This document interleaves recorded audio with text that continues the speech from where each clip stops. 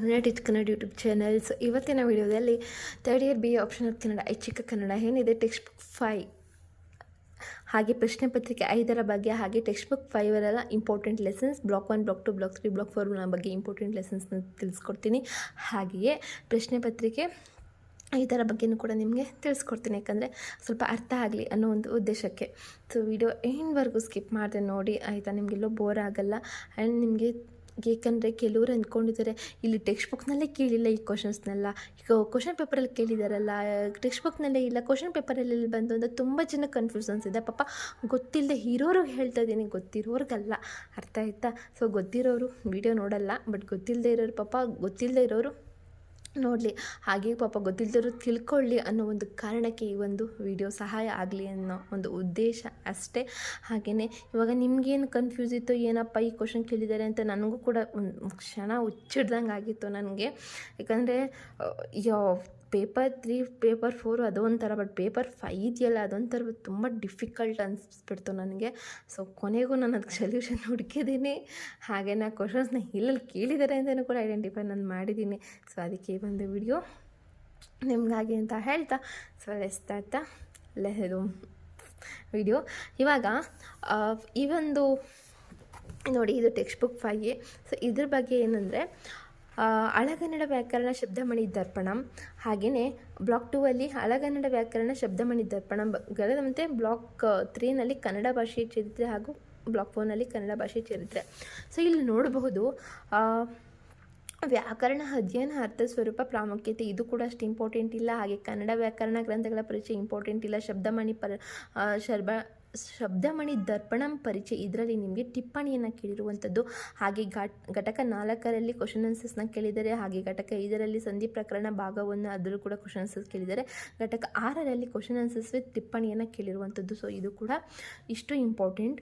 ಹಾಗೆಯೇ ಇವಾಗ ನೆಕ್ಸ್ಟ್ ನೋಡ್ಬೋದು, ಬ್ಲಾಕ್ 2ನಲ್ಲಿ ಹಳಗನ್ನಡ ವ್ಯಾಕರಣ ಮತ್ತು ಶಬ್ದಮಣಿ ದರ್ಪಣ. ಸೊ ಇಲ್ಲಿ ನಿಮ್ಗೊಂದು ಕ್ಲಾರಿಟಿ ಏನು ಕೊಡ್ತೀನಿ ಅಂದರೆ, ನಿಮ್ಗೊಂದು ಕನ್ಫ್ಯೂಸ್ ಇದೆ ಅಲ್ಲೋ ಕ್ವಶನ್ ಪೇಪರ್ ನೋಡಿದಾಗ. ಇಲ್ಲಿ ನೋಡಬಹುದು ಪ್ರಶ್ನೆ 1ರಲ್ಲಿ 2 ಸೂತ್ರಗಳನ್ನು ಸುಧಾರಣವಾಗಿ ವಿವರಿಸಿ ಅಂತ ಇದೆಯಲ್ವಾ. ಸೊ ಇದರಲ್ಲಿ ನಿಮಗೆ ಒಂದನ್ನು ನಾನು ಇದನ್ನು ಹೇಗೆ ಬರಿಬೇಕು ಅನ್ನೋದನ್ನು ಅಂದರೆ ತೋರಿಸ್ತೀನಿ. ಟೆಕ್ಸ್ಟ್ ಬುಕ್ನಲ್ಲೇ ಇರುತ್ತೆ ಇದು. ಹಾಗೆಯೇ ಪ್ರಶ್ನೆ 2 ಸೂತ್ರವಾಕ್ಯಗಳನ್ನು ವಿವರಿಸಿ ಅದು ಮತ್ತು 2 ವ್ಯಾಕರಣ ವಿಶೇಷ ಬರೀರಿ. ಇದು ನಿಮಗೆ ಬ್ಲಾಕ್ 1, ಬ್ಲಾಕ್ 2 ಇಂದನೇ ನಿಮಗೆ ಸಿಗುತ್ತೆ. ಸೊ ಅದನ್ನು ನೀವು ಹುಡುಕಬೇಕು. ಇದು ವ್ಯಾಕರಣ ನಿಮಗೆ ಪಾಠದ ಕೊನೆಯಲ್ಲಿ ಸಿಗುತ್ತೆ ಆಯಿತಾ. ಅಭ್ಯಾಸ ಪ್ರಶ್ನೆಗಳು ಮತ್ತು ಉತ್ತರಗಳು ಅಂತ ಇರುತ್ತೆ ನೋಡಿ, ಆ ಒಂದು ಲಾಸ್ಟಲ್ಲಿ ಇರುತ್ತೆ. ಸೊ ನೀವು ಇದನ್ನು ಹುಡುಕಬೇಕು. ಹುಡುಕ್ಬಿಟ್ಟು ಇದು ನಿಮ್ಗೆ ಸಿಕ್ಕಿತು ಅಂತಂದರೆ ಇದು ಆನ್ಸರು ಕೂಡ ಟೆಕ್ಸ್ಟ್ ಬುಕ್ನಲ್ಲೇ ಇರುತ್ತೆ. ಸೊ ನೀವು ಅದನ್ನು ಫೈಂಡ್ ಔಟ್ ಮಾಡಬೇಕು. ಸೊ ಆಯಿತಾ, ಫಸ್ಟ್ ಬ್ಲಾಕ್ 1, ಬ್ಲಾಕ್ 2 ಅಲ್ಲೇ ಇರುತ್ತೆ. ಸೊ ಇದೊಂದು ನಿಮಗೆ ಉದಾಹರಣೆ ತೋರಿಸ್ಬಿಡ್ತೀನಿ ಇದೊಂದು. ಮತ್ತು ಇನ್ನೊಂದು ಪ್ರಶ್ನೆ 3 ವ್ಯಾಕರಣ ಎಲ್ಲ ಬರ್ತಾರೆ, ವ್ಯಾಕರಣ ವಿಶೇಷ ಬರೀರಿ ಅಂತ ಇಲ್ಲಿ ನೋಡಿ, ಈ ಥರ ಹಿಂಗಿರುತ್ತೆ. ಸೊ ನೀವು ಇಲ್ಲಿ ನಿಮ್ಮ ಅಭ್ಯಾಸಕ್ಕಾಗಿ ಅಂದರೆ ನಮಗೆ ಇದನ್ನು 5 ಅಂದರೆ 2.5 ಮಾರ್ಕ್ಸ್ ಕೇಳಿದ್ದಾರೆ. ಸೊ ಅದು ನಿಮಗೆ ಟೆಕ್ಸ್ಟ್ ಬುಕ್ನಲ್ಲೇ ಸಿಗುತ್ತೆ. ಇದು ಯಾವ ಪಾಠ ಅಂದರೆ ನಾಮ ಪ್ರಕರಣ ಭಾಗ 2ರಲ್ಲಿ ನಿಮಗೆ ಸಿಗುವಂಥದ್ದು. ಅದೊಂದೇ ಲೆಸನ್ಸ್ ಅಲ್ಲ, ಎಲ್ಲ ಲೆಸನ್ಸಲ್ಲೂ ಕೂಡ ಸಿಗುತ್ತೆ. ಹಳಗನ್ನಡ ವ್ಯಾಕರಣ ಮತ್ತು ಶಬ್ದಮಣಿ ದರ್ಪಣದಲ್ಲಿ ವ್ಯಾಕರಣ ಇದರಲ್ಲಿ ಸಿಗುತ್ತೆ. ಇಷ್ಟು ಲೆಸನ್ನಲ್ಲಿ ಕೊನೆಯಲ್ಲಿ ಸಿಗುತ್ತೆ. ಸೊ ಅದನ್ನು ನೀವು ನೋಡಿಕೊಂಡು ಹೇಗೆ ಬರೆಯೋದು ಅಂತ ನೀವು ಆನ್ಸರ್ನ ಬರಿಬೇಕಾಗುತ್ತೆ. ಸೊ ಆನಂತರ ಇನ್ನೊಂದು ನೋಡಿ, ಇಲ್ಲಿದೆಯಲ್ಲ ತನುವಾದ್ಯಂ ನಾಲೆಗೆ ವಾ. ಸೊ ಇಲ್ಲಿ ನೋಡಬಹುದು, ಇಲ್ಲಿದೆ ನೋಡಿ, ಇದು ಕೊಟ್ಟಿರ್ತಾರೆ. ನೀವು ಇಷ್ಟನ್ನು ಬರಿಬೇಕಾಗುತ್ತೆ. ವೃತ್ತಿ ಅರ್ಥ, ಹಾಗೆ ವೃತ್ತಿ ಅರ್ಥ ಬರಿಬೇಕಾಗುತ್ತೆ. ಇಲ್ಲಿ ನೋಡಿ, ಇದು ಶಬ್ದ ದ್ರವ್ಯದಿಂದ ಇದನ್ನಾರು ಕೇಳ್ಬೋದು ಅಥವಾ ಇದನ್ನಾರು ಕೇಳ್ಬೋದು. ಸೊ ಇದ್ರ ಬಗ್ಗೆ ಸುಧಾರಣವಾಗಿ ನೀವು ಬರೀರಿ ಅಂದರೆ ಇಷ್ಟನ್ನು ನೀವು ಬರಿಬೇಕಾಗುತ್ತೆ. ಅರ್ಥ ಆಯ್ತಾ? ಇಷ್ಟು ಒಟ್ಟಿನಲ್ಲಿ ಬ್ಲಾಕ್ 1, ಬ್ಲಾಕ್ 2 ಇಂದ ನಿಮಗೆ ಕೊಡ್ತಾರೆ. ಅದನ್ನು ನೀವು ಐಡೆಂಟಿಫೈ ಮಾಡಿ ಹೇಗೆ ಬರಿಬೇಕು ಅನ್ನೋದನ್ನು ಪ್ರಾಕ್ಟೀಸ್ ಮಾಡಿ ಬರಿಬೇಕಾಗುತ್ತೆ. ಯಾಕಂದರೆ ನಿಮ್ಗೆ ತೋರಿಸ್ತಿದ್ದೀನಿ ಎಲ್ಲಿ ಇರುತ್ತೆ ಅಂತ. ಆ್ಯಂಡ್ ಸೇಮ್ ಇದು ಕೂಡ ಪ್ರಶ್ನೆ 2ಅಲ್ಲೂ ಕೂಡ ಸೂತ್ರ ಅಂತಿದೆಯಲ್ಲ, ಸೊ ಅದನ್ನು ಕೂಡ ಆ 4ಅಲ್ಲೇ ಒಂದೊಂದು ಲೈನ್ ಕೊಟ್ಟಿರ್ತಾರೆ. ಕೆಲವೊಂದು 4 ಲೈನಲ್ಲೂ ಕೊಟ್ಟಿರ್ತಾರೆ ಪ್ರಶ್ನೆ 1ರಲ್ಲಿ, ಬಟ್ ಪ್ರಶ್ನೆ 2ರಲ್ಲಿ ಈ ಥರ 1 ಲೈನ್ ಅಷ್ಟೇ ಕೊಟ್ಟಿರ್ತಾರೆ. ಸೊ ಇಲ್ಲಿ ಬರೀ 2.5 ಮಾರ್ಕ್ಸ್ಗೆ ನೀವು ಬರಿಬೇಕು.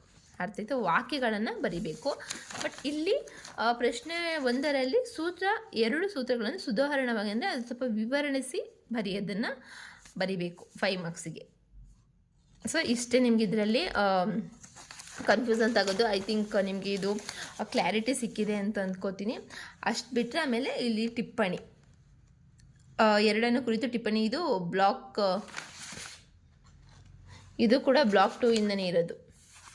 ಬ್ಲಾಕ್ 2 ಇಂದನೇ ಕೇಳಿರುವಂಥದ್ದು, ಬ್ಲಾಕ್ 1 ಬ್ಲಾಕ್ 2 ಇಂದನೇ. ಸೊ ಇದ್ರ ಬಗ್ಗೆ ನೀವು ಟಿಪ್ಪಣಿ ಬರೀಬೇಕಾಗುತ್ತೆ. ತದ್ದಿತ ನಾಮ ಹಾಗೆ ವಿಭಕ್ತಿ ಪಲ್ಲಟ ಅಖ್ಯಾತ ಪ್ರಕರಣ ಶ್ರುತಿ ಕಷ್ಟ ಸಂಧಿ. ಸೊ ಇದ್ರ ಬಗ್ಗೆ ನೀವು 1 ಪೇಜ್ ಟಿಪ್ಪಣಿಯನ್ನು ಬರೀಬೇಕಾಗುತ್ತೆ. ಹಾಗೆ ಇದು ಕನ್ನಡ ಭಾಷೆಯ ಚರಿತ್ರೆ, ಇದು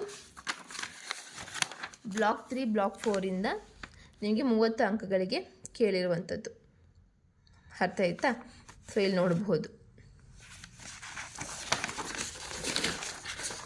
ಸೊ ಬ್ಲಾಕ್ 2ನಲ್ಲಿ ನಿಮಗೆ ಹಳಗನ್ನಡ ವ್ಯಾಕರಣ ಶಬ್ದಮಣಿ ದರ್ಪಣದಲ್ಲಿ ಘಟಕ 7ರಲ್ಲಿ ಕ್ವಶನ್ ಆನ್ಸರ್ಸ್ ಕೊಟ್ಟಿರ್ತಾರೆ. ಘಟಕ 8ರಲ್ಲಿ ಕೂಡ ಕ್ವಶನ್ ಆನ್ಸರ್ ಮತ್ತು ಟಿಪ್ಪಣಿಯನ್ನು ಕೊಟ್ಟಿರ್ತಾರೆ. ಹಾಗೆ ಘಟಕ 9ರಲ್ಲಿ ಕ್ವಶನ್ ಆನ್ಸರ್ ಮತ್ತು ಟಿಪ್ಪಣಿ ಕೂಡ ಅಂದರೆ ಪ್ರಶ್ನೆ 1, ಪ್ರಶ್ನೆ 2, ಪ್ರಶ್ನೆ 3 ಇದೆಯಲ್ಲ, ಸೊ ಅದರಿಂದನೂ ಕೂಡ ಕೊಡಬಹುದು. ಹಾಗೆ ಘಟಕ ಸಮಾಸ ಪ್ರಕರಣ ಭಾಗ 1ರಲ್ಲಿ ಕ್ವಶನ್ ಆನ್ಸರ್ ಮತ್ತು ಟಿಪ್ಪಣಿ ಮತ್ತು 5 ಮಾರ್ಕ್ಸು ಕೂಡ ಕೇಳಿರುವಂಥದ್ದು. ಹಾಗೆಯೇ 2.5 ಮಾರ್ಕ್ಸು ಕೂಡ ಕೇಳಿರ್ತಾರೆ. ಮತ್ತು ಧಾತು ಪ್ರಕರಣ ಇದ್ರ ಬಗ್ಗೆ ಟಿಪ್ಪಣಿಯನ್ನು ಕೇಳಿರುವಂಥದ್ದು ಇದರಿಂದ ಅಷ್ಟೇ.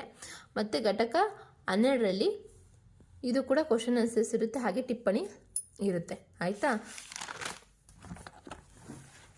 ನೆಕ್ಸ್ಟು ಬ್ಲಾಕ್ 3 ಬ್ಲಾಕ್ 4 ಇಂದ ನಿಮಗೆ ಘಟಕ 13 ತುಂಬ ಇಂಪಾರ್ಟೆಂಟ್ ಆಗಿರುತ್ತೆ. ಹಾಗೆ ಘಟಕ 16 ಹಾಗೆ ಘಟಕ 17 ಹಾಗೆ ಘಟಕ 18 ಕೂಡ ಇಂಪಾರ್ಟೆಂಟ್ ಆಗಿರುತ್ತೆ. ಸೊ ಘಟಕ 17ರಲ್ಲಿ ನಿಮಗೆ 5 ಮಾರ್ಕ್ಸ್ ಕೊಟ್ಟಿರ್ತಾರೆ, 5 ಮಾರ್ಕ್ಸನ್ನೇ ಟಿಪ್ಪಣಿಯನ್ನು ಕೊಟ್ಟಿರ್ತಾರೆ. ಹಾಗೆಯೇ ಘಟಕ 16ರಲ್ಲಿ ನಿಮಗೆ ಕ್ವಶನ್ ಆನ್ಸರ್ ಕೇಳಿರ್ತಾರೆ. ಹಾಗೆ ಘಟಕ 18ರಲ್ಲಿ ಟಿಪ್ಪಣಿಯನ್ನು ಕೇಳಿರುವಂಥದ್ದು.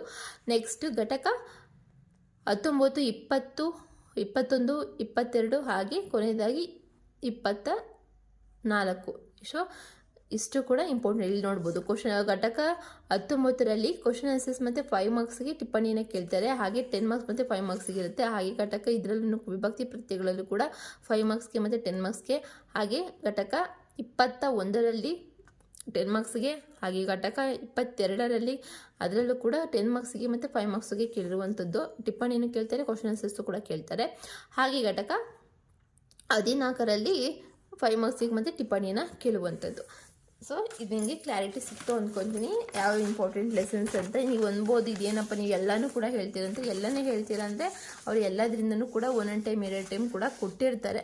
ಸೊ ಅದನ್ನು ನೀವು ಓದಲೇಬೇಕಾಗುತ್ತೆ. ಸೊ ಇಲ್ಲಿ ನೋಡಬಹುದು ಇದರಲ್ಲಿ ಘಟಕ 3 ಮತ್ತು ಘಟಕ 4ರಿಂದ ವಿಭಾಗ ಸಿಯಲ್ಲಿ 1 ಪ್ರಶ್ನೆ 10 ಮಾರ್ಕ್ಸಿಗಿರುತ್ತೆ. ಹಾಗೆ ಇದು ಇಂಡೋನೇಷಿಯನ್ ಭಾಷಾ ಪರಿವಾರ, ಕನ್ನಡ ನಾಡುನುಡಿ ಪ್ರಾಚೀನತೆ, ಪೂರ್ವದ ಕನ್ನಡ, ಹಳಗನ್ನಡ. ಸೊ ಇದು ಕೂಡ ಇರುತ್ತೆ, ನೀವು ಹುಡುಕ್ಬೇಕಾಗುತ್ತೆ. ಸೊ ಅದು 5 ಮಾರ್ಕ್ಸಿಗೆ ಟಿಪ್ಪಣಿನ ಬರಿಬೇಕು. ಹಾಗೆ ಇದು ಕೂಡ 10 ಮಾರ್ಕ್ಸಿಗೆ. ಕ್ವಶನ್ ಆನ್ಸರ್ಸ್ ಹುಡ್ಕೋದು ಕಷ್ಟ ಆಗಲ್ಲ, ಇವುಗಳನ್ನ ಹುಡ್ಕೋದು ಸ್ವಲ್ಪ 5 ಮಾರ್ಕ್ಸಿಗೆ ಟಿಪ್ಪಣಿಯನ್ನು ಅವನ್ನ ಹುಡ್ಕೋದು ಸ್ವಲ್ಪ ಕಷ್ಟ ಆಗುತ್ತೆ. ಬಟ್ ಹುಡುಕ್ಲೇಬೇಕು. ಹಾಗೆಯೇ ಅದ್ರ ಬಗ್ಗೆ ತಿಳ್ಕೊಂಡಿರಬೇಕು. ಹಾಗೆಯೇ ಒಂದನ್ನು ಟಿಪ್ಪಣಿ ಬರೀರಿ. ನಾಮಪದಗಳು, ವಚನ ಮತ್ತು ಇದೊಂದು ನೋಡಿ, ಇದೊಂದು 3 ಇದೆಯಲ್ಲ, ಇದರಲ್ಲಿ ಒಂದನ್ನು ನೀವು ಬರಿಬೇಕಂದ್ರೆ ನೀವು 3ನೇದು ಇವನ್ ನಿಮಗೆ ಯಾವ್ದು ಬೇಕಾದರೂ ನೀವು ಬರಿಬೋದು. ಆಯಿತಾ? ಟೀಮ್ ಆಪ್ಷನಲ್ ಅದು 5 ಮಾರ್ಕ್ಸ್ಗೆ. ಬಟ್ ಇಲ್ಲಿ 3ನೇದು ಯಾವಾಗಲೂ ಕೇಳ್ತಾರೆ. ಬಟ್ ಇದನ್ನು ಅದೊಂದನ್ನೇ ಕೇಳ್ತಾರೆ ಅಂತ ಹೇಳೋಕ್ಕಾಗಲ್ಲ. ಇಲ್ಲಿ ನೋಡಿ ಅಗಸ ಆಸ್ಪತ್ರೆನ ತುಂಬ ಸಲ ಕೇಳಿದ್ದಾರೆ. ಕಬ್ಬಿಣ 1 ಸಾರಿ, ಸೀರೆ ತುಂಬ ಸಲ ಕೇಳಿದ್ದಾರೆ. ಇವುಗಳ ಭಾಷಾಶಾಸ್ತ್ರ ದೃಷ್ಟಿಯಿಂದ ವಿವರಣೆ ಮಾಡಬೇಕು. ಹಾಗೆ ಎಳ್ಳೆಣ್ಣೆನೂ ಕೂಡ ಒಂದೇ ಬಾರಿ ಕೇಳಿರೋದು. ಮೈಸೂರು ಪಾಕು ಕೂಡ ರಿಪೀಟೆಡಾಗಿ ಕೇಳಿದ್ದಾರೆ. ಅಂಚೆ ಮತ್ತು ಗೌಡ ರೈತನೂ ಕೂಡ ಒಂದೊಂದ್ಸಲ ಕೇಳಿದ್ದಾರೆ. ಕಡ್ಡಿ ಪೆಟ್ಟಿಗೆ ಅದು ಒಂದೊಂದ್ಸಲ ಕೇಳಿದ್ದಾರೆ. ಮತ್ತು ಮಿಷಿನು ಮತ್ತು ರಾಜಿ, ಸ್ಕೂಲು, ತಿಂಡಿ, ಮೈಸೂರು ನೋಡ್ಬೋದು ರಿಪೀಟೆಡಾಗಿ 2 ಸಲ ಕೇಳಿದ್ದಾರೆ. ಉಡುಗೊರೆ ಕೆಲವೊಂದನ್ನು ರಿಪೀಟೆಡಾಗಿ ಕೇಳಿರ್ತಾರೆ, ಇನ್ನು ಕೆಲವೊಂದನ್ನು ಒಂದೊಂದ್ಸಲಿ ಕೇಳಿರ್ತಾರೆ. ಸೊ ಇದು ಯಾವ ಲೆಸನ್ನಲ್ಲಿ ಬರುತ್ತಪ್ಪ ಅಂತಂದರೆ ಇಲ್ಲಿ ನೋಡ್ಬೋದು. ಇಲ್ಲಿ ಘಟಕ 24ರಲ್ಲಿ ಶಬ್ದಗಳ ಪ್ರವೃತ್ತಿ ಭಾಷಾ ವಿಜ್ಞಾನ ಹಿನ್ನೆಲೆ, ಇದರಲ್ಲಿ ನಿಮಗೆ ಟಿಪ್ಪಣಿಯನ್ನು ಕೇಳ್ತಾರೆ. ಸೊ ಅದರಲ್ಲಿ ನೀವು ಓದ್ಕೊಂಡ್ರೆ ನಿಮಗೆ 5 ಮಾರ್ಕ್ಸ್ ಸಿಗುತ್ತೆ. ಸೊ ಐ ಹೋಪ್ ಈ ವಿಡಿಯೋ ನಿಮಗೆ ಇಷ್ಟ ಆಗಿದೆ ಅಂತ. ಸೊ ಇಷ್ಟ ಆಗಿದರೆ, ಅರ್ಥ ಆಗಿದೆ, ಲೈಕ್ ಮಾಡಿ, ಹಾಗೆ ನಿಮ್ಮ ಫ್ರೆಂಡ್ಸ್ಗಳಿಗೆ ಶೇರ್ ಮಾಡಿ ಅಂತ ಹೇಳ್ತಾ, ಹಾಗೆ ಇನ್ನು ಹೆಚ್ಚಿನ ವೀಡಿಯೋಸ್ಗಾಗಿ ಸಬ್ಸ್ಕ್ರೈಬ್ ಮಾಡಿ, ಆಲ್ ನೋಟಿಫಿಕೇಷನ್ ಮೇಲೆ ಕ್ಲಿಕ್ ಮಾಡಿ ಅಂತ ಹೇಳ್ತಾ, so see you the next video. Bye, take care.